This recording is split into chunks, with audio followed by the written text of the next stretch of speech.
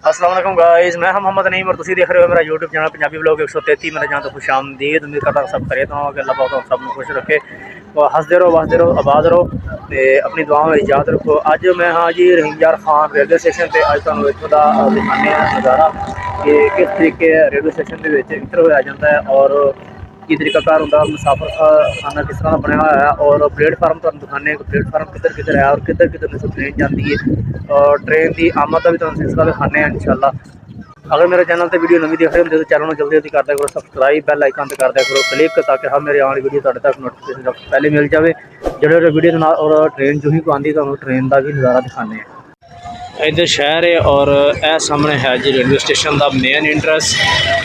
देखो जी सामने रहीम यार खान रेलवे स्टेशन, क्योंकि यह तो मेन इंट्रेंस है और इधर स्टैंड बनया होया इत्थे और रक्शे वगैरह भी मिल जाते, सवारियां जाने वास्ते भी मिल जांदियां ने। अगर तुम सवारी अपनी खड़ी करनी हो तो है ने बाहर का निज़ाम कि तुम अगर कितने जाना हो कोई लोकल सवारी लैके छोटी, और यह अंदर है जी स्टैंड बनया होया।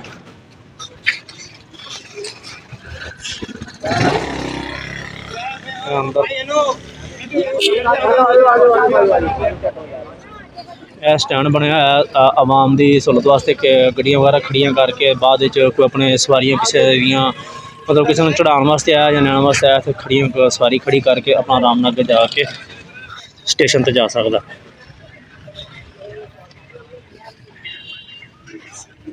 इधर असीं जा रहे हैं, यह है स्टेशन का इंट्रेंस जिधरों असीं टिकट वगैरह लवांगे, मतलब जिसने लैनी होंदी है।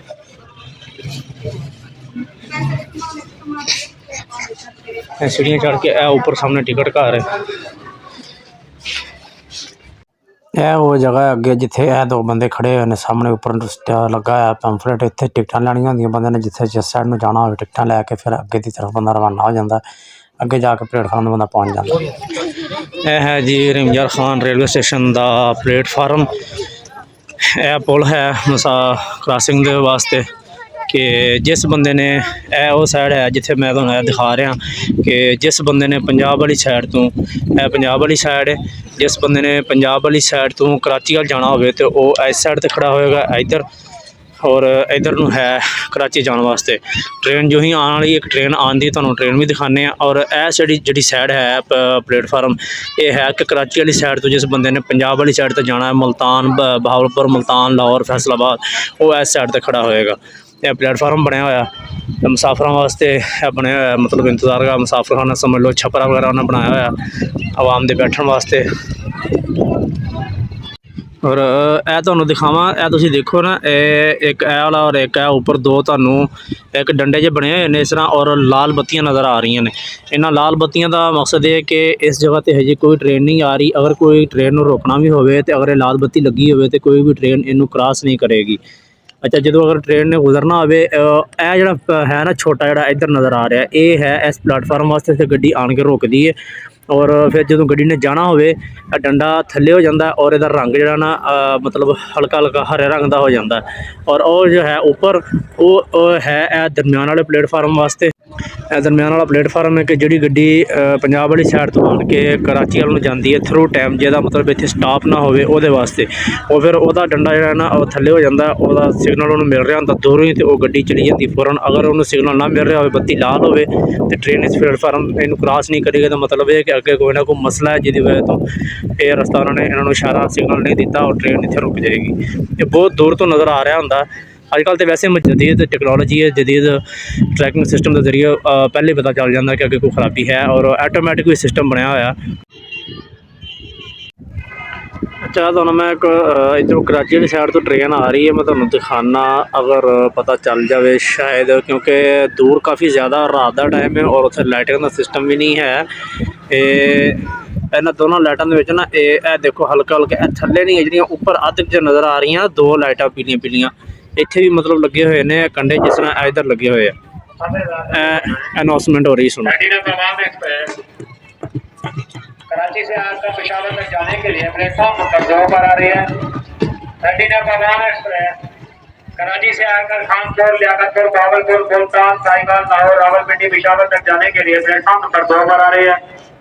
प्लेटफॉर्म पे दाखिल होने से पहले अपना प्लेटफॉर्म पे दाखिल हो दौरान चेकिंग कोई भी शख्स बगैर टिकट या बगैर प्लेटफॉर्म टिकट पाया गया तो उसके खिलाफ कानूनी कार्रवाई की जाएगी, साथ में भारी जुर्माना अदा करना पड़ेगा। ट्रेन में चलते वक्त अपना कीमती सामान जेब पर्स वगैरह का खास ख्याल रखें। शुक्रिया। अच्छा मैं पहले तो दस रहा था, लेकिन उधरों अनाउंसमेंट भी होने लग पई प्लेटफार्म तो कि ट्रेन आ रही सी। वो ट्रेन आने की निशानी होंगी। सामने देखो आ वाइट कलर की लाइट नज़र आ रही तुहानूं चिट्टी। अजकल कुछ ट्रेनों के उत्ते LED लाइट लग गई, पहले होंदी सी पीले रंग की लाइट जिस तरह बल्ब घरों के होंदे सी पुराने वक्तों के विच। ट्रेन ये आ गई है जिस तरह मैं तुहानूं पहले भी दस गया कि प्लेटफार्म कराची वाली साइड तो यानी कि यह है प्लेटफार्म नंबर 2 सामने वाला, और यह जिधर असीं खड़े हुए हैं यह है प्लेटफार्म नंबर 1। ट्रेन आ गई सामने, ट्रेन देखो जी।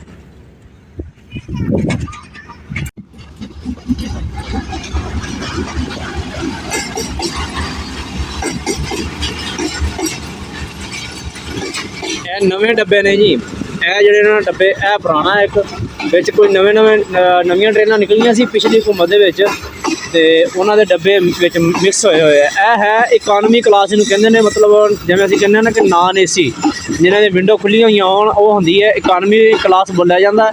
ट्रेन की जबान दे विच बसां दे विच कहा जांदा है यह है AC डब्बा।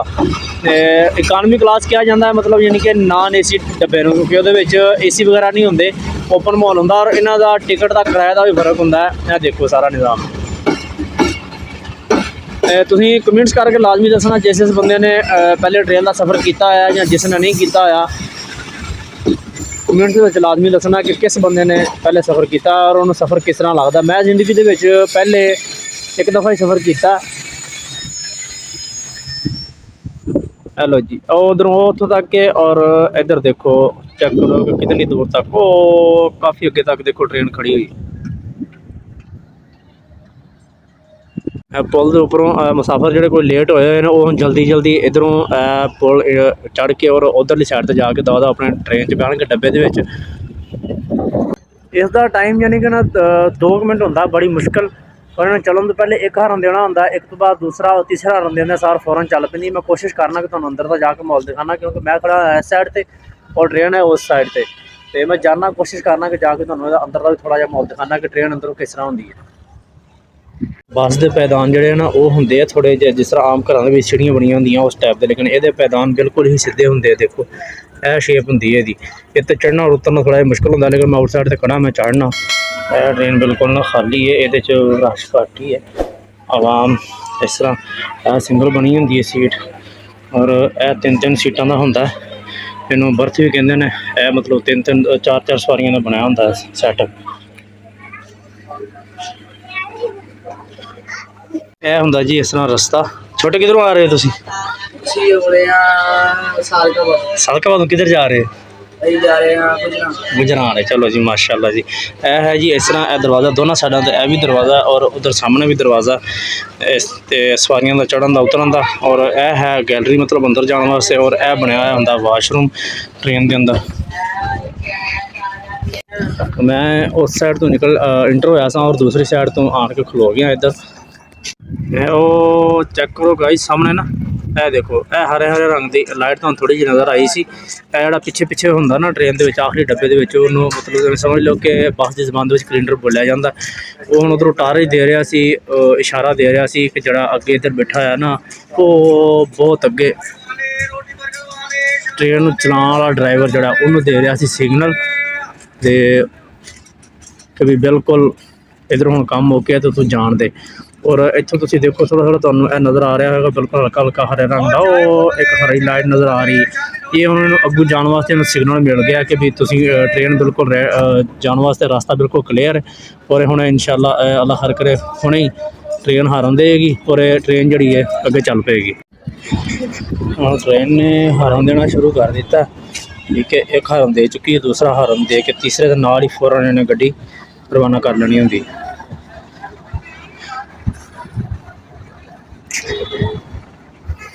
हेलो जी, ट्रेन रवाना हो चुकी है, चल पई जे, ठीक है।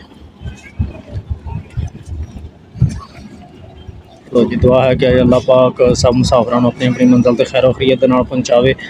देखो जी ट्रेन का मंजर, ट्रेन चलना शुरू हो गई। अलविदा है जी ट्रेन नूं, अल्लाह दी सुपुर्द, अल्लाह दी अल्लाह हाफिज़, अल्लाह दी अमान। अल्लाह पाक सब नूं खैरियत नाल पहुँचावे अपनी अपनी मंजिल ते।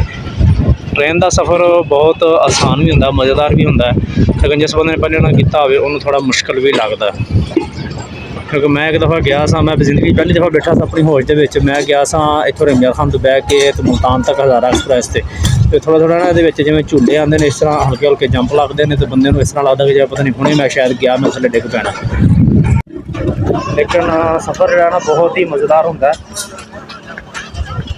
मैं हूँ ट्रेन चली गई, हूँ मैं जा रहा दूसरी साइड से कोशिश करने हैं कि भी अगर पंजाब वाली साइड तो आने वाली ट्रेन का सूँ पता चल जाए कराची जाने वाली तो वह भी मैं थोड़ा दिखाना मंजर जुड़े रहे वीडियो के नाल। जी गाइज जगह कि तुहानूं दिखाया हुण टाइम भी काफ़ी हो चुका रात का और ठंडी ठंडी हवा चल रही है। असी खड़े हैं रेंजर खान स्टेशन पर, ट्रेन इत्थे एंड हो चुकी है, मतलब कि साडी वीडियो भी एंड हो चुकी है। ट्रेन कराची आने वाली हजे तक आई को नहीं और लाहौर वाली साइड तक जाने वाली चली गई है। इस दे नाल ही असीं अपनी वीडियो इत्थे करने एंड। तो वीडियो अच्छी लगी हो तो लाइक कर दिया करो, कमेंट्स कर दिया करो और कमेंट्स के लाजमी तुसीं दसना कि किस किस बंदे ने पहले ट्रेन का सफ़र किया और उन्होंने ट्रेन का सफ़र कैसा लगता है। तो मिलते नेक्स्ट किसी अच्छी वीडियो ना, तब तक अपना ख्याल रखो। अल्लाह हाफिज़।